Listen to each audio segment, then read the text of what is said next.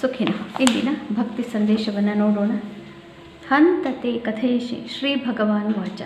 ಹಂತತೆ ಕಥಯಿಷ್ಯಾಮಿ ದಿವ್ಯ ಹ್ಯಾತ್ಮವಿಭೂತಯಃ ಪ್ರಾಧಾನ್ಯತಃ ಕುರುಶ್ರೇಷ್ಠ ನಾಸ್ತ್ಯಂತೋ ವಿಸ್ತರಸ್ಯ ಮೇ. ನಿಜವಾಗ್ಲೂ ನಿನಗೆ ಹೇಳ್ತೀನಿ, ಖಂಡಿತವಾಗ್ಲೂ ಹೇಳ್ತೀನಿ ಅರ್ಜುನ, ನೀನು ಕುರುಗಳಲ್ಲಿ ಶ್ರೇಷ್ಠನಾದವನು. ಹೀಗಾಗಿ ನಿನಗೆ ಬೋಧಿಸುವುದರಲ್ಲಿ ನನಗೂ ಒಂದು ಆನಂದ. ಮತ್ತು ಈ ನನ್ನ ರೂಪಗಳು, ವಿಸ್ತಾರಗಳು ಮತ್ತು ನನ್ನ ಈ ವಿಭೂತಿ ಅಂತಂದರೆ ಎಲ್ಲ ಕಡೆಗೂ ವ್ಯಾಪಿಸಿರುವಂತಹ ನನ್ನ ವ್ಯಾಪ್ತಿ, ಇದಕ್ಕೆ ಕೊನೆ ಅನ್ನೋದೇ ಇಲ್ಲ.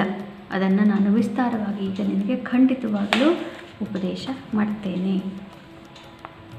ಇಂದು ಶ್ರೀ ಪರಾಭವನಾಮ ಸಂವತ್ಸರ ದಕ್ಷಿಣಾಯನೆ ಗ್ರೀಷ್ಮಋತೌ ಆಷಾಢ ಮಾಸೆ ಕೃಷ್ಣ ಪಕ್ಷೆ. ಇಂದು 12ನೇ ತಾರೀಕು ಬುಧವಾರ, ಅಮಾವಾಸ್ಯ ತಿಥಿ ಹಾಗೂ ಇಂದು ಪುಷ್ಯ ನಕ್ಷತ್ರ. ಇಂದು ಜ್ಯೋತಿರ್ಭೀಮೇಶ್ವರಿ ವ್ರತ. ಜ್ಯೋತಿರ್ಭೀಮೇಶ್ವರಿ ವ್ರತ ಅಂತಂದರೆ ಇಲ್ಲಿ ಒಂದು ಹುಡುಗಿ ತಂದೆ ತಾಯಿ ಕಳೆದುಕೊಂಡಾಗ ಸೋದರತ್ತೆ, ಸೋದರ ಮಾವ ಇವರು ಆಕೆಯನ್ನು ಆಯಸ್ಸೇ ಇಲ್ಲದಿರುವಂತಹ ಒಬ್ಬ ರಾಜಕುಮಾರನಿಗೆ ಮದುವೆ ಮಾಡಿಸಿ ತೀರ್ಥಯಾತ್ರೆಗೆ ಹಣವನ್ನು ಪಡೆದು ರಾಜನಿಂದ ತೀರ್ಥಯಾತ್ರೆಗೆ ಹೊರಟು ಬಿಡ್ತಾರೆ. ಆ ಹುಡುಗಿಗೆ ಅದು ತಿಳಿದೇ ಇಲ್ಲ. ಮದುವೆಯಾದ ರಾತ್ರಿಯೇ ಗಂಡ ಅಲ್ಲಿ ಶವವಾಗಿ ಅವಳ ಎದುರಿಗೆ ಬಿದ್ದಿರ್ತಾನೆ. ಹೀಗೆ ಆವಾಗ ಅವಳಿಗೆ ಅದು ಕಾಡಲ್ಲಿ ಕೂಡ ರಾಜ್ಯದಿಂದ ಹೊರಗೆ ಮದುವೆಯನ್ನು ಸಂಭ್ರಮದಿಂದ ಆಚರಿಸಿ ಎಲ್ಲರೂ ಅವಳನ್ನು ಗಂಡನ ಜೊತೆ ಒಬ್ಬಳನ್ನೇ ಬಿಟ್ಟು ಹೊರಟು ಹೋಗ್ತಾರೆ. ಆಗ ರಾತ್ರಿ ನೋಡಿದಾಗ ಗಂಡನಿಗೆ ಜೀವವೇ ಇಲ್ಲ ಮತ್ತು ಯಾರೂ ಊರಲ್ಲಿ ಇಲ್ಲ, ಅಷ್ಟು ದೂರ ನಡೆದುಕೊಂಡು ಹೋಗಲಿಕ್ಕೂ ಸಾಧ್ಯವಿಲ್ಲ. ಆವಾಗ ಏನು ಮಾಡ್ತಾಳೆ, ಆಕೆ ಊರಿಗೆ ಹೋಗಿ ಅಲ್ಲಿ ಸಹಾಯವನ್ನು ಬೇಡಿದಾಗ ಎಲ್ಲರೂ ಬೆಳಗಾಗಿದ್ದು ರಂಗೋಲಿ ಇತ್ಯಾದಿಗಳನ್ನು ಹಾಕಿ ಯಾವುದೋ ಒಂದು ಪೂಜೆಗೆ ಸಿದ್ಧರಾಗ್ತಾ ಇರ್ತಾರೆ. ಏನೆಂಥ ಪೂಜೆ ಅಂತ ಕೇಳಿದಾಗ ಇದು ಗೌರಿ ಪೂಜೆ, ಇದನ್ನು ಮಾಡಿದರೆ ಆವಾಗ ಗಂಡನ ಆಯಸ್ಸು ಬಹಳ ದೀರ್ಘವಾಗುತ್ತೆ, ಗಂಡ ನಿನಗೆ ಗೌರಿ ಮತ್ತು ಈಶ್ವರ ನಿನಗೆ ದೀರ್ಘ ಸೌಮಂಗಲ್ಯವನ್ನು ಕೊಡ್ತಾರೆ ಅಂತ ಹೇಳಿದಾಗ ಕಾಡಲ್ಲಿದ್ದಂತಹ ಮರಗಳ ತೊಗಟೆಗಳಿಂದ ನಾರನ್ನು ತೆಗೆದು ಅದನ್ನೇ ಅವಳು ಬತ್ತಿಯನ್ನಾಗಿ ಮಾಡಿ ಮಣ್ಣಿನಿಂದ ಅಲ್ಲಿ ಹೊಳೆಯ ದಡದಲ್ಲಿರ್ತಾಳೆ, ಅಲ್ಲಿಯ ಮಣ್ಣು ಮರಳನ್ನು ಸೇರಿಸಿ ದೀಪವನ್ನು ಮಾಡಿ ನೀರನ್ನೇ ಎಣ್ಣೆ ಅಂತ ಹಾಕಿ, ದಯವಿಟ್ಟು ನನಗೆ ಇವಾಗಲೇ ಇಷ್ಟೇ ಆಗೋದು, ಈ ಪೂಜೆಯನ್ನು ಸ್ವೀಕರಿಸಿ ನನ್ನನ್ನು ಅನುಗ್ರಹಿಸಿ ಅಂತ ಬಹಳ ಭಕ್ತಿಯಿಂದ ಬೇಡ್ಕೊಳ್ತಾಳೆ. ಆಗ ಅಲ್ಲಿ ಪಾರ್ವತಿ ಪರಮೇಶ್ವರರು ಪ್ರತ್ಯಕ್ಷರಾಗಿ ಗಂಡನಿಗೆ ಜೀವವನ್ನು ಬರಿಸಿ ಅವಳನ್ನು ಸುಮಂಗಲಿಯನ್ನಾಗಿ ಮಾಡ್ತಾರೆ. ಇಂತಹ ಮಹಾವ್ರತ ಇದು. ಆದ್ದರಿಂದ ಇವತ್ತು ಎಲ್ಲರೂ ಕೂಡ ಗೌರಿ ಪೂಜೆಯನ್ನು ಮಾಡಲೇಬೇಕು, ಗಂಡಸರು ಕೂಡ ಮಾಡಬೇಕು. ಏಕೆಂತಂದರೆ ಎದ್ದ ಮೇಲೆ ಆ ಹುಡುಗ ಸ್ನಾನವನ್ನು ಮಾಡಿ ತಾನೂ ಕೂಡ ಪಾರ್ವತಿ ಪರಮೇಶ್ವರರ ಪೂಜೆಯನ್ನು ಮಾಡಿ ದಾರವನ್ನು ಕಟ್ಕೊಳ್ತಾನೆ. ಹೀಗಾಗಿ ಇದು 9 ವರ್ಷ ಅಥವಾ 16 ವರ್ಷ ಈ ವ್ರತವನ್ನು ಹೊಸದಾಗಿ ಮದುವೆಯಾದಂತಹ ಹುಡುಗಿಯರು ಮಾಡುವ ವಾಡಿಕೆ ಇದೆ. ಎಲ್ಲರೂ ಕೂಡ ಪ್ರತಿ ವರ್ಷವೂ ಮಾಡಲೇಬೇಕಾದಂತಹ ವ್ರತ ಇದು. ಇಂದು ಪುಷ್ಯ ನಕ್ಷತ್ರ. ಮೇಷರಾಶಿಯವರಿಗೆ ಸ್ವಲ್ಪ ಮನೆಯಲ್ಲಿ ಕಿರಿಕಿರಿ, ತಾಯಿಯೊಂದಿಗೆ ಸ್ವಲ್ಪ ಕಿರಿಕಿರಿ, ಬೆಳಗ್ಗೆಯಿಂದ ಕೆಲಸದಲ್ಲಿ ಯಾವುದೇ ಒಂದು ಪ್ರಗತಿ ಇರುವುದಿಲ್ಲ. ಸಂಜೆಯಾದ ನಂತರ, ಸಂಜೆಯ ಮೇಲೆ ನಿಮಗೆ ಸ್ವಲ್ಪ ಕೆಲಸದಲ್ಲಿ ಪ್ರಗತಿ ಕಾಣಿಸ್ತಾ ಹೋಗುತ್ತೆ. ವೃಷಭ ರಾಶಿಯವರಿಗೆ ಉತ್ತಮವಾದಂತಹ ದಿವಸ. ಬೆಳಗ್ಗೆ ಎಲ್ಲ ಕೆಲಸ ಮಾಡಬೇಕು, ಆದರೆ ಪ್ರತಿಫಲ ಸಂಜೆಯ ಮೇಲೆ ಮಾತ್ರ ಪ್ರಾಪ್ತಿ.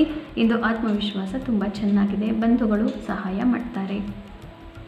ಮಿಥುನ ರಾಶಿಯವರಿಗೆ ಇಂದು ಸ್ವಲ್ಪ ಮನೆಯಲ್ಲಿ ಕಷ್ಟಕರವಾದಂತಹ ದಿವಸ. ಯಾವುದೇ ಕೆಲಸವೂ ಬೇಗ ಆಗೋದಿಲ್ಲ ಮತ್ತು ಎಲ್ಲರಿಗೂ ಆಲಸ್ಯ ಹಾಗೂ ಸಂಜೆಯ ಹೊತ್ತಿಗೆ ಸ್ವಲ್ಪ ವಾತಾವರಣ ತಿಳಿಯಾಗಬಹುದು. ಅಲ್ಲಿವರೆಗೂ ಕೂಡ ಸ್ವಲ್ಪ ಮನಸ್ಸಿಗೆ ಕ್ಲೇಶ ಇರುವಂತಹ ವಾತಾವರಣ. ಕರ್ಕ ರಾಶಿಯವರಿಗೆ ಉತ್ತಮವಾದಂತಹ ದಿವಸ. ಹಿಂದಿನ 2-3 ದಿನಗಳಲ್ಲಿ ಮನಸ್ಸಿಗೆ ನಾನಾ ರೀತಿಯ ತೊಂದರೆ ಇತ್ತು, ಅವೆಲ್ಲ ಬಗೆಹರಿದು ಇಂದು ಮಾರ್ಗದರ್ಶನ ಪ್ರಾಪ್ತಿ. ಸಿಂಹರಾಶಿಯವರಿಗೆ ಕಷ್ಟಕರವಾದಂತಹ ದಿವಸ. ಮಿತ್ರರು ದೂರವಾಗ್ತಾರೆ, ಬಂಧುಗಳು ದೂರವಾಗ್ತಾರೆ, ಬಾಸ್ಗಳು ಇತ್ಯಾದಿಗಳು ನಿಮಗೆ ಏನು ಸಹಾಯವನ್ನು ಮಾಡಲಿಕ್ಕೆ ಮುಂದೆ ಬರೋದಿಲ್ಲ. ಹೀಗಾಗಿ ಇಂದು ಕಷ್ಟಕರವಾದಂತಹ ದಿವಸ. ಕನ್ಯಾ ರಾಶಿಯವರಿಗೆ ಇಷ್ಟಾರ್ಥ ಸಿದ್ಧಿ, ಅತ್ಯುತ್ತಮವಾದಂತಹ ದಿವಸ. ಮಿತ್ರರಿಂದ ಧನ ಲಾಭ ಹಾಗೂ ಏನೇ ಕೇಳಿದರೂ ಪ್ರಾಪ್ತಿ ಮತ್ತು ಮಿತ್ರರೊಡನೆ ಸಮಾಗಮದಿಂದ, ಒಡನಾಟದಿಂದ ಅತ್ಯಂತ ಹೆಚ್ಚಿನ ಸಂತೋಷ.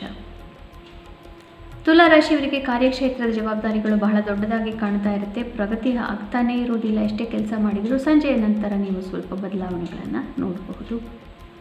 ವೃಶ್ಚಿಕ ರಾಶಿಯವರಿಗೆ ಭಾಗ್ಯೋದಯವಾಗುತ್ತೆ, ಆದರೂ ಕೂಡ ಭಾಗ್ಯ ಅನ್ನೋದು ಭಗವಂತನ ಹಿರಿಯರ ಆಶೀರ್ವಾದವಿಲ್ಲದೆ ಸಿಕ್ಕೋದಿಲ್ಲ. ಹೀಗಾಗಿ ಇಂದು ವಿನಯ ಅತ್ಯಗತ್ಯ.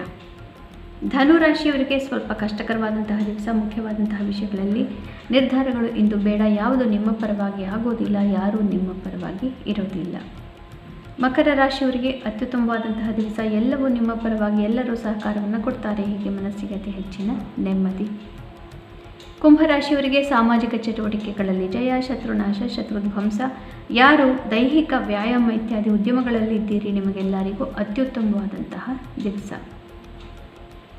ಮೀನರಾಶಿಯವರಿಗೆ ನಿಮ್ಮ ಬುದ್ಧಿವಂತಿಕೆಯ ಬಗ್ಗೆ ಹೆಚ್ಚಿನ ಗಮನವನ್ನು ಕೊಡಬೇಕಾಗುತ್ತೆ. ಮಕ್ಕಳು ಹಾಗೂ ಹಣಕಾಸಿನ ವಿಚಾರಗಳಲ್ಲಿ ಇಂದು ಸ್ವಲ್ಪ ಮನಸ್ಸಿಗೆ ಕ್ಲೇಶ, ಕಿರಿಕಿರಿ ಇರಬಹುದು. ಆದರೂ ಕೂಡ ಬುದ್ಧಿವಂತಿಕೆಯಿಂದ ಎಲ್ಲವನ್ನು ನಿಭಾಯಿಸುವಂತಹ ದಿವಸ. ಪುನಃ ನಾಳೆ ಭೇಟಿಯಾಗೋಣ. ಅಲ್ಲಿವರೆಗೂ ನಿಮಗೆ ತಿಳಿದೇ ಇದೆ, ಗೀತಾ ಶ್ಲೋಕಗಳು ಶ್ರವಣ, ಪಠಣ, ಮನನ, ಲೇಖನವನ್ನು ಮಾಡೋದರಿಂದ ಮನಸ್ಸಿಗೆ ಅತಿ ಹೆಚ್ಚಿನ ನೆಮ್ಮದಿ ಪ್ರಾಪ್ತಿ. ಶುಭಮಸ್ತು. ಶ್ರೀಕೃಷ್ಣ ವಿಜಯ.